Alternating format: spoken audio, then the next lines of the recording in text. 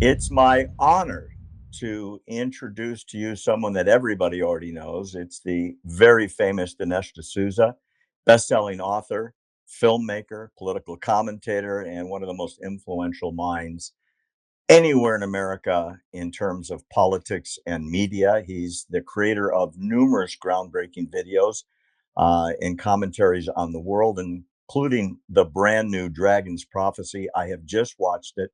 It is absolutely brilliant. And I'm begging you out there in American Truth Project land, go watch this movie. You will come away with your heart broken, but you will also learn about why the Bible tells us what's happening right now was predicted in the Old and New Testaments. And I want to say a special thank you for my wife for being able to quote you in her doctoral thesis, which she reminds me of every time I mention your name. So, Awesome. Glad to and hear that it. was that was a few years ago for both of you, but she still mentions it constantly. You're on the shelf in our library. I just want you to know. So let's get going. I've got a bunch of questions that everyone at ATP wants to know about. So, Dinesh, what do you say to Candace Owens and Tucker Carlson who say that Israel and Israelis are colonizers and new to the land of Israel? Well, the archaeological evidence, which is immense, there's only a kind of taste of it in the movie. I'm writing this year a book on biblical archaeology. I'm doing a series of videos for Prager University, on the 10 most important findings of biblical archaeology. So I will be cementing this point with a lot of archaeological detail. But the film gives you a kind of window into it. This really shows that going back to the time of Abraham, the Jews have been in that land. Now, we're talking about Abraham was about 2000 BC. So we're talking about 4,000 years ago. King David was about 1000 BC. So that's 3,000 years ago. The Jews have a long history in that land, indisputably. Now, true, on a couple of occasions, well, at least two, they were notoriously flung out, but they didn't go willingly. They were exiled by the Assyrians in the northern kingdom. They were then taken over by the Babylonians, and the temple was destroyed. And then the Romans came along in 70 AD and destroyed the rebuilt temple under King Herod. So the Jews were driven away from their homeland involuntarily. They scattered, as the Bible predicts, to the ends of the earth. And then they came back in 1948. Well, a number of them came back earlier, but they got a nation in 1948, just again, as predicted in the Bible. So the beauty here is that you've got this sort of biblical tapestry, but it's completely supported by historical and archaeological evidence. Archaeology is a branch of history. So I don't think that absolute title is guaranteed solely by being there first or even being there a long time. There are other ways to establish title. But the funny thing is, whichever way you use, the Jews qualify. So let's say you take a very Machiavellian, realpolitik point of view and say, look, I don't really care about the archaeology. I want to inform you, Dinesh, that every country in the world has basically gotten its borders through conquest. I would say, well, there you go. Israel won a war in 48, won another one in 67, another one in 73. They've repelled every effort to dislodge them ever since. So if you want to use the conquest scale, Israel prevails on that count as well. All true. And when you're there, as both of us have been, everywhere you look is biblical history come to life. You walk on the same place, you see what happened, and all of a sudden it's like a diorama right in front of you. You have commented many times, Dinesh, about the constant "we hate Israel" screeds that are coming out of now the way right. And it is morphed into the Jews really suck. Why the big audience now for anti Semitism? It's a conundrum. I don't claim to have the full answer to it. It's also, to me, particularly puzzling that the Pied Pipers, the ringleaders, the promulgators of these doctrines, people like Tucker and Candace, whom you mentioned, used to have the opposite point of view and not so very long ago. So there needs to be, normally, when people make a big ideological U turn like this, you need to give some account of why this happened to you. What made you change your mind? To my knowledge, neither of them have actually done this. And so you just have their peculiar new phase, the new Tucker, the new Candace. And I must say that most of the positions that they advocate, they don't really even purport to defend. So Tucker will say things like, well, it may not be so bad to live under Sharia law, but he won't go into it and say, well, listen, they do cut off your arms and legs, but I think that's okay. Or he doesn't say, well, they can put a fatwa on you if you decide to leave the religion, and then people will try to kill you. A random guy will come and stab you while you're on the street, but I think that's okay. No, he doesn't do that. He merely makes these kind of, he scrunches up his forehead as if he's thinking deeply, and then he utters these kind of vacuous generalities. Christian Zionism is the greatest heresy ever known to mankind. Even though, if you look at a list of ancient heresies, Christian Zionism does not even appear on the list. So you've got this rather peculiar phenomenon of two, and there are some others, relatively smart people, but they make preposterous assertions with a kind of gravity, a posture of gravity. And so guys like me have to really scratch our heads and wonder where this is coming from. As you know, there are a bunch of theories, or they're getting paid, or they're Tucker was possessed by a demon. I'm not quite sure I can excavate the motive here, but what I can do is look at what is actually being said and also measure its nefarious effects. Well, you made a comment that just I can't get out of my mind. I absolutely love the the vision in my head. I think you called watching Candace Owens something like midget wrestling. You know it's fake, but you can't look away. That may be an insult to midget wrestling at this point. It's gotten so bad. Can you follow up on that? Well, part of what I was describing is, why does Candace have any kind of an audience at all? I mean, yeah, we just become like a nation of retards, you know? But I think that the explanation is that with Candace, and she is a kind of magnetic figure, she has a personality. So I'll give her that. And the other thing about it is that she has a kind of ability to draw you in with these sort of insinuations. Now, the insinuations upon reflection are absurd. So, for example, consider the insinuation that Egyptian planes have been surveilling Erica Kirk by following her around. Now, in the modern era, you don't need to follow somebody around in a plane. You can simply, follow their phone or their recording devices, or you can establish electronic surveillance. The idea of physically getting into an aircraft and chasing somebody around is ridiculous. But Candace delivers it with a certain passionate sincerity and always implies that there's something even bigger to come. So my point about the midget bowling or the midget wrestling was simply that there's something a little bit like weird and crazy about it, but you can't look away from it because it's too strange. And there's a certain part of you reluctantly that wants to look.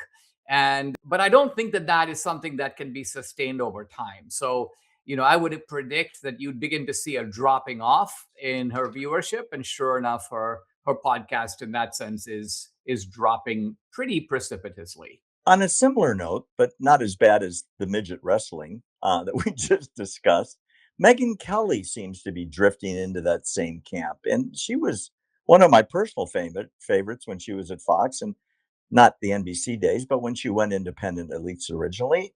But just this week, Dinesh, she's talking up and bragging about Nick Fuentes, an avowed neo-Nazi. He calls it out. He's an admirer of Adolf Hitler. He wants to round up and kill Jews. He loves Joseph Stalin. I mean, the Hitler guy was a could not pedophile admire and bigger kind mass of a murderers of the pagan. 20th It's like, century, well, he was although he did leave also out really Mao. fucking What's going cool. on with Megyn So Kelly, where there's no correction of this kind of absolute intellectual garbage, and she's praising a lunatic? This to me is odd, but it's odd in a slightly different way than you describe. I know some young people who listen to Nick and they level with you and they go, listen, yeah, the guy says all kinds of stuff. They go, but it's all tongue in cheek. It's all aimed at like pushing the edges. He wants to be, the edgy guy of the edgy guys. And Nick is a performance artist in that regard.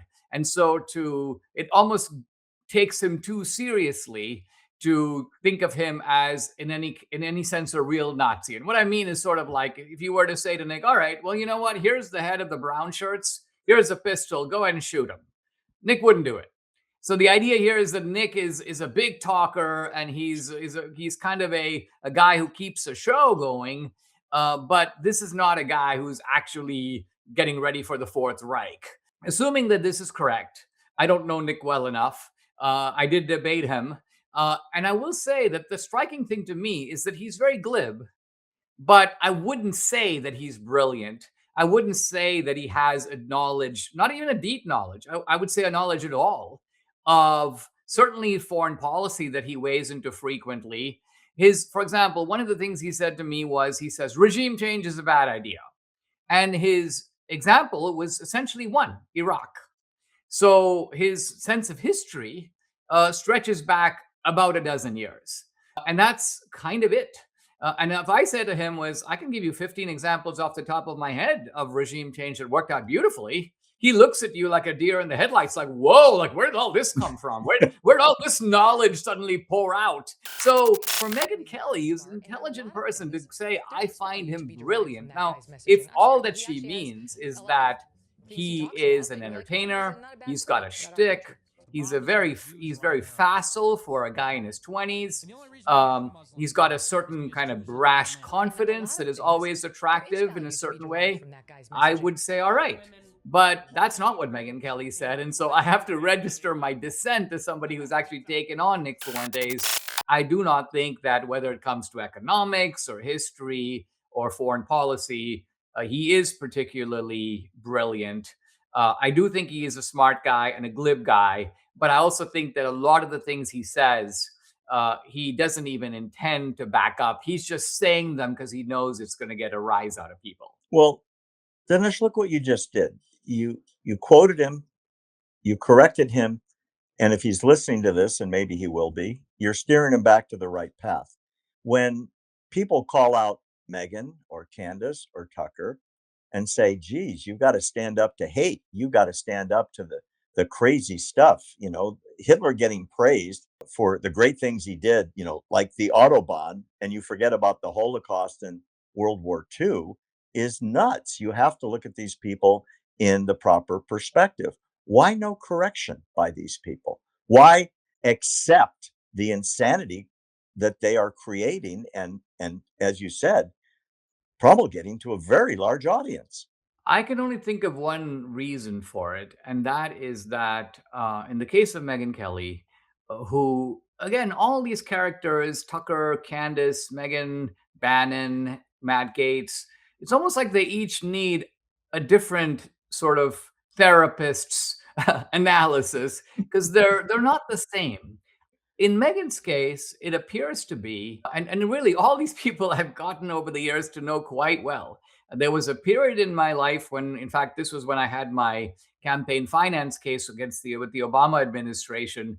Megyn Kelly was very nice to me. She had me on Fox a lot of the time. She was vociferous in my defense. I'm extremely reluctant to criticize Megyn Kelly for that reason. I just feel a debt of gratitude going back to a very important phase in my life. But I think I'm not really faulting Megyn and just saying, look, it's quite obvious that she is much more irritated by what she sees as a kind of pro-Israel Jewish faction that is trying to coach her and steer her to the right path. And she seems to revolt more against that than she revolts against the kind of execrable statements of Candace Owens, of Tucker, and perhaps even of one or two others. It's pretty clear where her annoyance is directed, and that in itself, I think, bears some analysis. It's like, why are you more angry with the people who are your admirers and are basically trying to tell you, hey, Megyn, we're not asking you not to go to dinner with Tucker or stop taking his phone calls. We're not even asking you not to go on his show. We're just asking you to call him out where you disagree with him. And if you think that certain things that he's saying are shameful, well, you may want to point that out as a friend to him directly. I agree. I totally agree. You've been to the Gaza border. You've walked in the same fields where I filmed when I was there. I went through the same fence, literally, where the terrorists came through, coming from Gaza in towards the road. I mean, it brought back a lot of memories watching the Dragon's Prophecy. Plug for Dragon's Prophecy right there. Hello, watch it. What do you say to those people that are still saying there's a genocide in Gaza and people are being slaughtered because they're Palestinians? You've been there. What do you say to those people? First of all, the one endorsement I'll give for the film is just this: it will show you October 7th in a riveting light. A lot of that footage has not been seen by many people. We opened the film with about 10 minutes of it.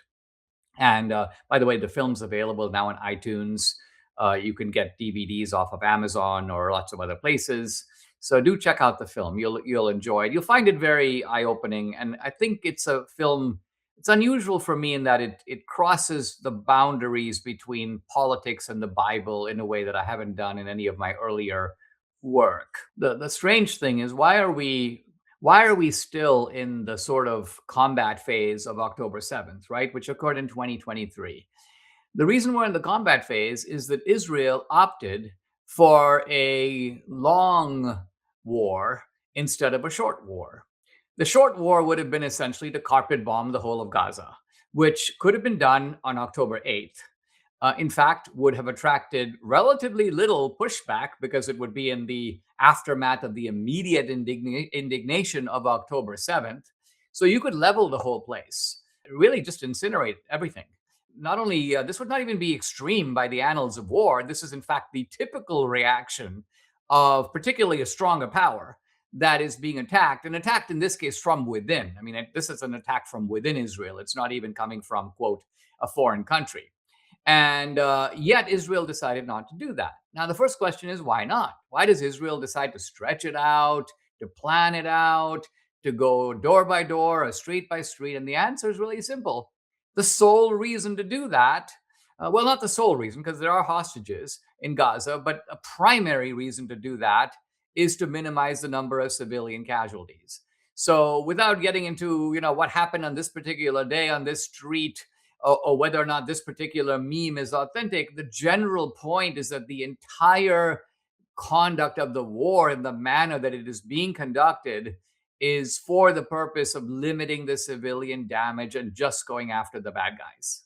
And looking back, maybe the carpet bombing would have been a better alternative. It's what England did to Germany, it's what America did to Japan, but now it's in the history. Anti Semitism is exploding, Dinesh, all over the world, and you've talked a great deal about it. Is it a political movement or is it more spiritual in nature? Or would you say it's a combination of both? You talk about it in the film, which I thought was brilliant the way you analyze it. What do you see as the cause and why is it exploding now? It's worth spending a moment just to define anti Semitism, and I would define it as holding the Jews to a standard to which you don't hold anybody else. In other words, you apply a negative lens to the Jews, even though if somebody else did that same thing under the same circumstances, you would take a different view. So, this is a kind of red alert, kind of an anti Semitism flare, if you will, at least in my mind. Now, anti Semitism does have a kind of secular explanation, but I think the secular explanation is inadequate. I understand it in secular terms in the form of a kind of deep envy. The Jews are a very successful group. Successful groups often attract a lot of hostility.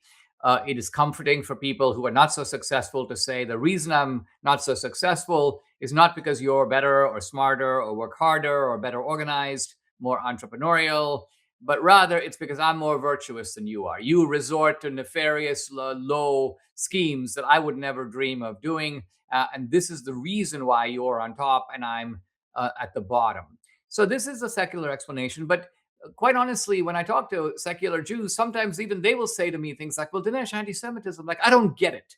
And that tells me the secular explanation is insufficient. It's not wrong. It just needs to be supplemented, and in my view, supplemented by the spiritual explanation. And the movie goes there, even though I do it with some trepidation. My audience is mainly secular, but the point I make is that the conflict between God and the devil. This is the dragon in the dragon's prophecy, a reference to the devil himself. The raging kind of cosmological conflict between good and evil, which reverberates through history and reverberates through human experience.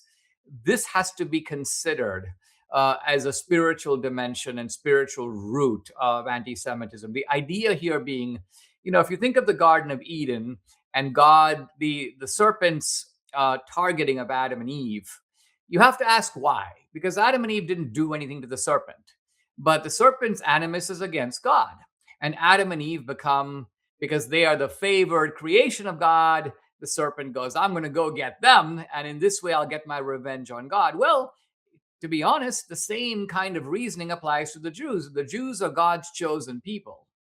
In whatever sense you define that term, the fact of the matter is it would be very tempting for the evil one, the devil, to say, all right, one way for me to get at God is to uncork in the human soul this sort of diabolical hatred of these people, regardless of what they do.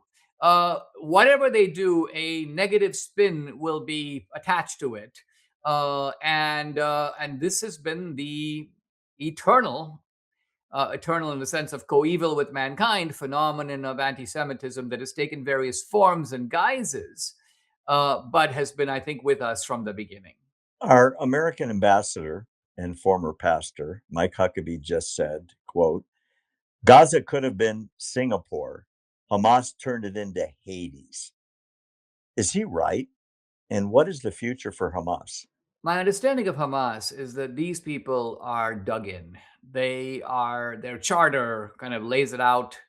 These are people who, when they say things like we prefer death, they mean it. They're not actually kidding. It's a little difficult for us in the West to take this seriously. It took a bunch of people willingly flying planes into our buildings on, yes, September 11th, 2001. My point was, it took us a while to wrap our heads around that. Why would somebody willingly, don't we all have a kind of natural instinct for life? Well, the thing about it is I think that these people, Hamas, to some degree, the mullahs in Iran, they have their agenda.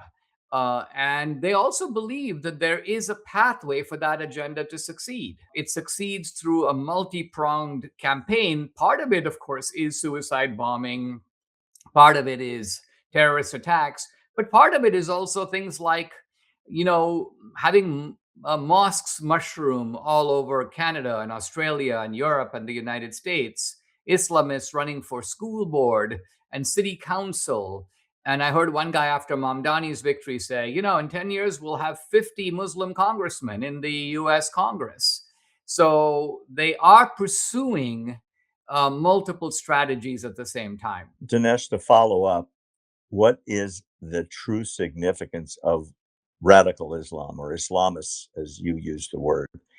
It, is there a real threat in America? It sure seems like it, especially now that the far right seems to be okay with Sharia like the left is. Yeah, the I do think that on the right, the pro Sharia camp is really an outlier. The fact that they've got just a couple of big megaphones is misleading. One thinks that there is a giant following behind that.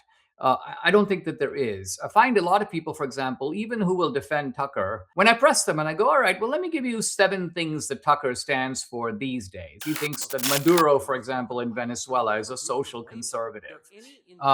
Can see them wincing, and then I say, he thinks, for example, that Sharia is not so bad, or Hamas is not really a terrorist group. It's kind of more of a political organization, sort of like the Labour Party. And you can see them again, the Adam's apple runs up and down, and they swallow. So they don't want to defend any of this. What they're really defending is either the old Tucker. Hey, Tucker used to be a really good guy. We're not sure what's going on, but let's give him some rope. Or they're just defending his right to free speech, which, quite honestly, there's really no one on the right who has questioned.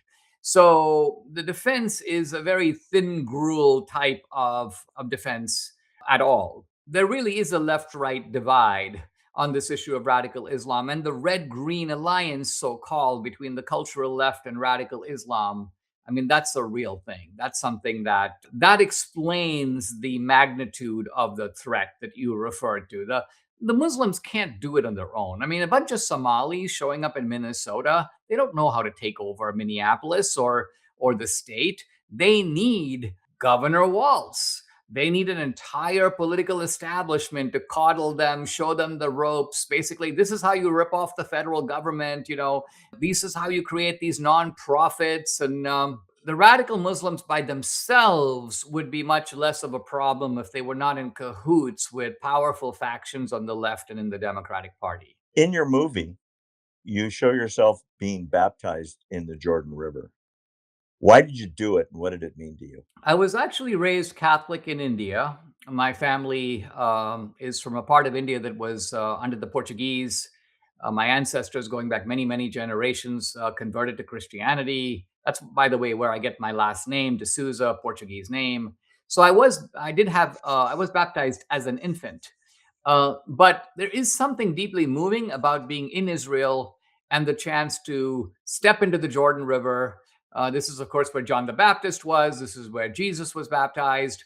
And today there's this kind of moving group of people. They come from all over the world. There are, nuns from Syria and a bunch of black people coming from Africa, and all of them are getting baptized and singing in the river. It's just a very powerful experience. And even though the water's dirty and the water's very cold, my wife and I were like, listen, we've got to go in there, and we can't actually show any kind of weakness because we're filming this. We can't exactly afford to get really wet, come out and do it again. We've got to get it on the first take. So in other words, we've got to brace ourselves and go for it. And it was tremendous. We were filming it, of course, for inclusion in the film, but it was a powerful experience unto itself. Yeah, it was a beautiful, ceremony to watch, and thank you for sharing it. I know it was very personal, and I've been there, and, it's amazing. You're walking in the footsteps of everybody in the religion in the same spot. That's incredible. Switching gears, Dinesh, by the time this is on the air, the US may be doing something rather than talking about doing something in regards to Iran. After 45 years, one of the most repressive, brutal Islamic fascist regimes in world history may be teetering, if not falling. If you were Secretary of State, not that Marco's not doing a good job, what would you whisper in the ears of President Trump when he asked for your advice? What should the United States be doing? And I know you've interviewed Bibi Netanyahu. What would you be telling Bibi to do? Well, I would make 2 points applicable to the United States. And my advice to Bibi would be to really do what he, I think, is ready to do and is kind of waiting for a bit of a green light from Trump to do. Because I think that if it were up to the Israelis, they probably would have toppled the regime already. Their hand was stayed, it appears, to some degree by the US. It's almost like Trump goes, listen, we'll bomb the nuclear facilities, but we won't go beyond that. That at least was my impression from what happened before. Now, look, the United States was quite complicit in Khomeini's rise to power. The Jimmy Carter pulled the rug out from the Shah, and the Shah collapsed, abdicated, came to America, and we got Khomeini. Now, Carter's rationale was Shah was a human rights violator. He had a secret police. But the truth of it is, in foreign policy, you never want to get rid of the bad guy if you get the worst guy. And that's, of course, what happened. So we had a role in it. We were not the prime drivers of it, but Carter was an enabler of Khomeini. By the way, so were the French. So this puts some onus on us to help if we can. And here I would use the Reagan doctrine as my model. The Reagan doctrine is really simple. It's different than the Bush doctrine. It doesn't involve invasion, it doesn't involve occupation. The basic idea here is that people should fight for their own freedom. We don't fight for other people's freedom, but we are willing to help. The classic application was Reagan's support of the Mujahideen, the Afghan rebels, when the Soviet Union invaded Afghanistan. We sent some CIA advisors, we sent some handheld rockets to shoot down Soviet helicopters, but we did not commit troops. And I think similarly here, the Iranian people are showing tremendous courage. The United States should be willing to help, and is in a great position to do something about it. I think Trump recognizes this. I have a lot of confidence in Trump, and I don't believe he's going to listen to the sort of garbled nonsense coming out from some quarters on the right, basically saying to him, "Don't get involved. Use diplomacy." I mean, this nonsense about using diplomacy is almost evocative of Obama, who used the sort of pretext of diplomacy in 2009 not to get involved. That was probably the best chance, 15 years ago, to root out the mullahs. We missed it and we let it go. And I think Obama essentially fortified, in a sense, the mullahs staying in power. But I'm hopeful that Trump will take a different course. Yeah, that was the Green Revolution, and once we didn't do anything, CIA or otherwise, they shot everybody down in the streets. It was horrible. Explain this to me, Dinesh.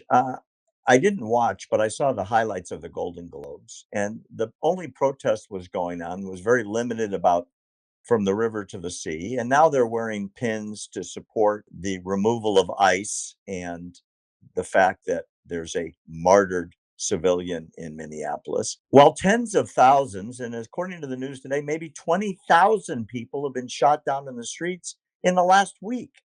Why are these protest squads, especially the Hollywood elite, especially the liberals in Congress, not screaming out to help the people being slaughtered in Iran? And I mean, in every major city. This is a type of question that invokes a double standard and is trying to get me to account for it. And it's a reasonable way to think, but it's not an accurate way to think, I think, because usually when you see a sort of inexplicable double standard of any kind in any walk of life, you have to ask, what is the single standard that is hiding behind it? Because the people who are in this double standard don't share the scale of measurement that we're both using now. So our scale of measurement is something like human rights. And what you're asking me is, hey, if you care about human rights, why would you not care about a much greater violation of human rights occurring in Iran? And why would you be so indignant over, admittedly, a much smaller violation, even if it is a violation of human rights in Minneapolis? And their answer is, and the question itself in a way brings out the answer, we don't care about human rights per se. And that's what we've got to sort of ingest or digest, because that's a little hard for us to believe, right? All their chants are about human rights, and all their chants are about freedom and let us speak and give us a voice and say his name. But the truth of it is, if you were to say to them, I'm going to give you the names of 30 people on the streets of Tehran who are scheduled to be killed in the next 3 days, say their names, these people would go completely silent. They would want to leave the room. They would want no part of it. So all their slogans are lies, all of them. The underlying standard that they're applying can be understood basically this way: traditional America, bad. Christianity, bad. Jews, bad. Israel, bad. And the enemies of all those people, good. So once you take this very crude kind of calculus, I mean, think about it. My calculus appears to be much more crude than the question you asked, but it has the advantage of having enormous explanatory power. I never come across double standards. Uh, I am able to predict the behavior of the left with like Euclidean accuracy. If you use my compass, everything falls into place. And therefore, I think that this is a much cleaner way to understand the operations of the left than to constantly almost fall back into the error of thinking that they are using some kind of overarching principle, some honest compass, and they're just kind of getting the measurements wrong. Hey, don't you see that there's more violations in Iran than in Minneapolis? Don't you see the mullahs are a lot worse than ICE? This kind of education that we've been attempting to do to the left for 30 years never gets through. And the reason it never gets through is they don't care about this kind of a neutral compass or overarching principle in the first place. Wow. I wish you could have been at the Golden Globes and you were doing the interviews. Boy, would that have been a great red carpet. Oh my goodness. Your film, The Dragon's Prophecy, talks about Satan described in the book of Revelation. And as I look at the modern world with so much evil in so many hotspots, Russians slaughtering Ukrainians, Iranians shooting down their own people, um, mass infiltration into the West, all across Europe, Canada, the United States by Islamists. It sure seems like the world is at a tipping point between good and evil. Do you see it that way? I think that there's been in our society and even more broadly a real shift in the way that we look at political debate. When I was a young man, if you were to ask me what is the difference between the left and the right, for example, or the two sides, I would have probably described it very much in terms of two competing sets of ideas, two rival kind of philosophies of where the country should go. And you kind of put those before the American people and they make up their mind every 4 years or every 2 years. We want to go this way. We want to go that way. And elections are kind of the campaign is a way of educating the electorate. Here's why you should go with my side over the other side. I think it's become more clear to me in the last couple of decades the ways in which our institutions, our politics, certainly the Democratic Party, have become gangsterized. And I had the experience of sitting across from some lawyers at the SDNY, the Southern District of New York. This is in my campaign finance case under the Obama years. It occurred to me that for an extremely trivial violation that other people are not even prosecuted for, if these guys could have sent me to prison for 20 years, they would have done it. In other words, it occurred to me these are not people who are engaged in civil debate. They don't just see me as a critic, a dissident, a person with a different point of view. No, I mean for them, I was like an enemy. We got to take this guy out. That's how they think about it. And I think this manner of understanding of politics has become more obvious when we see the censorship, the political targeting, even some of the assassination of Charlie Kirk, the attempted assassinations of Trump. It's a darker view of things, but I think warranted by the things that we see around us and the people who are driving this kind of conflict. Okay, I saved the big one for last. If you were running the country, and I don't mean this as a criticism of Trump because I think he's turning an aircraft carrier around that was at top speed going in the other direction, and it takes many miles to do that. What would you be doing right now as the steward of domestic and foreign policy that you don't see being effectuated? Now, don't forget, this is with you having complete authority. You didn't have to worry about congressional support. What policies are out there in Dinesh's mind? If I were the president, this is what I would be doing. I'll mention one thing. I can probably think of three big things off the top of my head, but I'll focus on one of them. And that is that we have a, well, let me put it this way. The American founders believed that we could curtail the country going off the precipice economically. How? Well, by separation of powers, checks and balances, and what Madison calls faction checking faction. So one faction wants to rip off the treasury this way, but another faction blocks them. Now, Federalist 10. Federalist how do you get around Federalist 10? Well, the answer is you start creating the infrastructure for an expanding centralized government that no longer is curtailed by faction. In fact, solves the problem of faction. Think of two congressmen. One guy wants to build a bridge to nowhere in his district because it involves a lot of money. The other guy wants to build a casino that is not only unnecessary but harmful.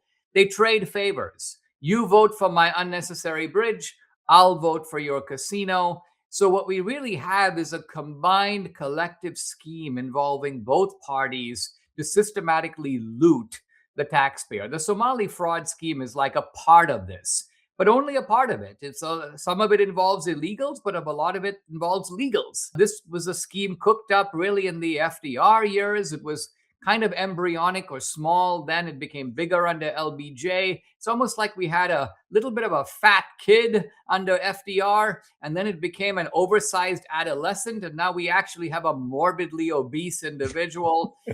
This has just gotten worse and worse to the point of just disgust and embarrassment. So this is not just a matter of Doge, it's not just a matter of cracking down on the fraud or making an example. It is a matter ultimately, I think, of figuring out a way to unwind this reordering of the American system that is had very destructive effects. And in fact, if allowed to continue unabated, will take the entire country down with it. So to me, and you would need a lot of power to do this. Trump does not have the power. Our congressional majority is just way too slim. Our Senate majority is still too narrow. You need the kind of majorities that FDR had, where he had overwhelming, or even LBJ, overwhelming majorities in the Congress, overwhelming majorities in the Senate.